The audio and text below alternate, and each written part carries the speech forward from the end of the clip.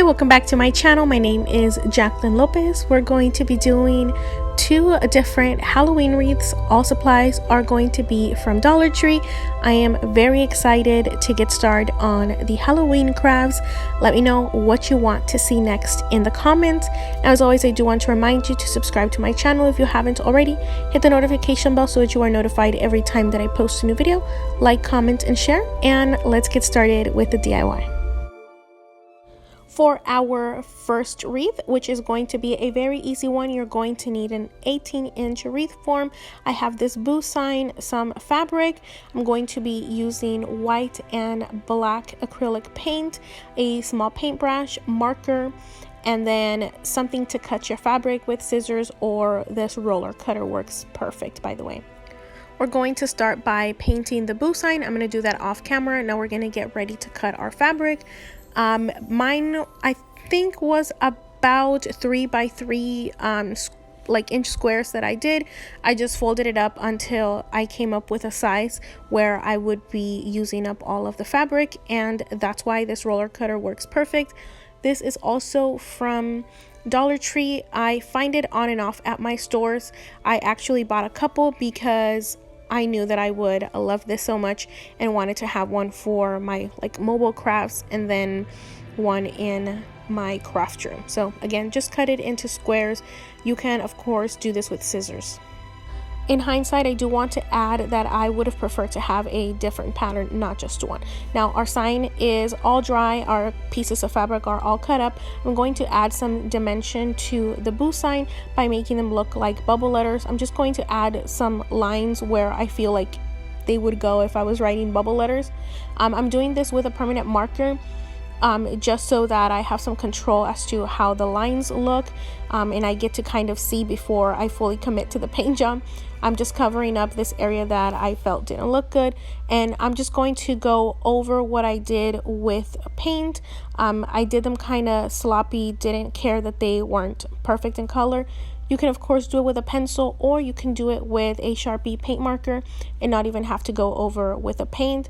I just really like the way the paint works. It's a little bit darker and just kind of looks more intentional. I also made them just a little bit thicker.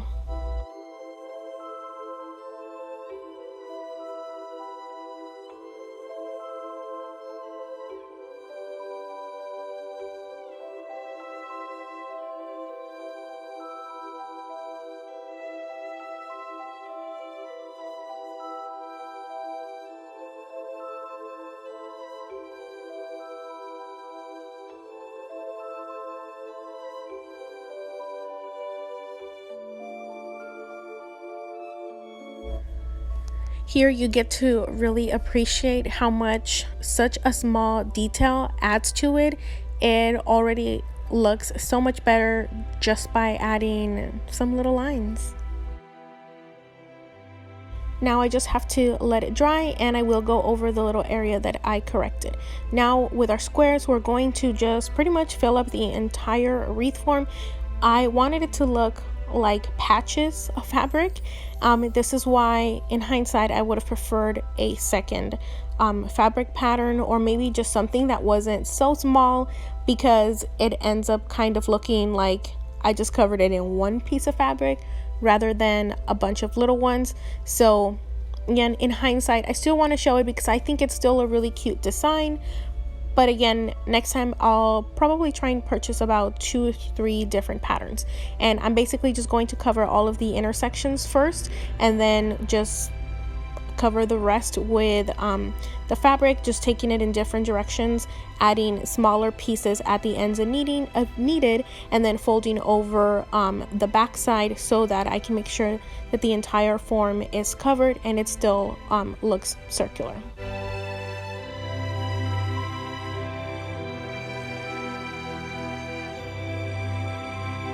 Here it is done. Now I'm taking some scrap pieces of white felt and adding some in between it so that it could look kind of like if they're sewn on patches. It didn't end up working perfectly for me, but I still like to show all of my DIYs, whether they come out exactly as planned or not. Again, you kind of can decide if you want to do it just take my tips so that I can help it actually turn out good for you. Next, I'm just going to glue on my boo sign, and then I'm going to add some of these bat shapes. Again, this is me kind of trying to fix it. I wanted this to be an inexpensive wreath. I ended up spending only $4 on it, but I would have spent like 5 or 6 to make it look exactly like how I pictured in my mind. I may try and recreate this over on Instagram so that I can show you exactly what I had pictured in my mind, but it still looks really cute. I still love it. I don't know what I'm going to do with this wreath. Maybe just give it out to a family member or something, because again, at the end of the day, I do still really love it.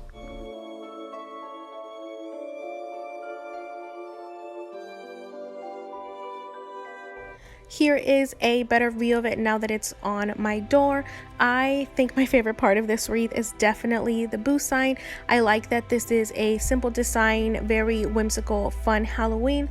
Let me know in the comments down below what you think of it. Now it's time to move on to our second wreath. Again, all supplies are from Dollar Tree. We are going to be using the skeleton as an accent, some black pipe cleaners. I'm using 3 of the tulle deco mesh and then 2 of the regular black deco mesh, 3 of each of these ribbons,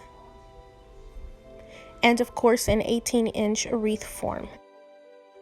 We're going to start by cutting all of our ribbon into 10 inches and giving them a little fishtail, including the deco mesh. I'm going to cut my pipe cleaners in half, and then I'm going to create little bundles. So it's going to start with a black solid deco mesh, the tulle little spotted mesh, and then we're going to top it with one of our pattern ribbons. All we're going to do is kind of cinch it together here in the middle to create a nice little bundle. This is similar to my fall wreath. We're just using deco mesh instead of just ribbon.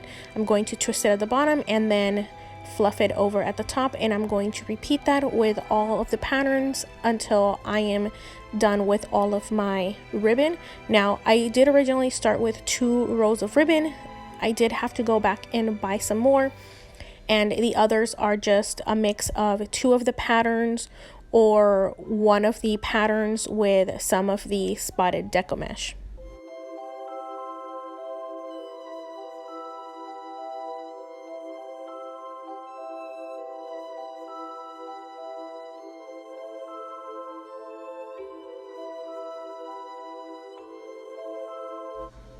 Now we are going to take our skeleton and we're going to paint him white. I went ahead and did that off camera, painted him on both sides and let him fully dry.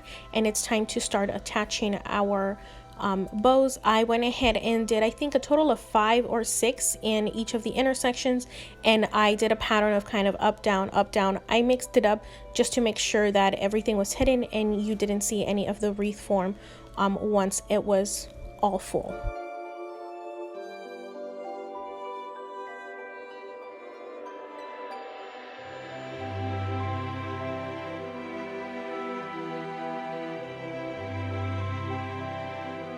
As you can see, attaching them is very simple. I'm just going to use the same pipe cleaner that I made the little bow bundle to attach it to the wreath form, and I'm going to do it until the entire wreath form is covered. I don't have a huge sign covering any bit of it. The skeleton just kind of sits in front, so I do end up using a lot of ribbon. This is what it looks like now that they are all attached. It is time to add our skeleton. I'm going to add some pipe cleaners. I went ahead and turned on my hot glue gun, and we're going to glue the pipe cleaners to the largest side of the skeleton, which is its forehead, and we're going to use some scrap pieces of felt for stability. I'm just going to fold them in half and add 2 of them. That way I have really good hold on it, and just glue on the felt on top to cover the portion where you put the pipe cleaners. I'm cutting off any excess to make sure that you don't see any of it through the eyes. I don't mind covering the little hole in the forehead, which is where it hangs off of, and I'm just going to attach it to the wreath. I went ahead and decided that I wanted him just kind of hanging in the front, so I'm going to take the pipe cleaners, stick him through the back of the wreath so that I can then wrap them around the wreath form. I want him to be kind of hanging out, not sunken into the wreath. So I went ahead and see where I wanted him, At first, I did just kind of loosely tied around the pipe cleaners so that I could make sure that he was sitting exactly where I wanted him.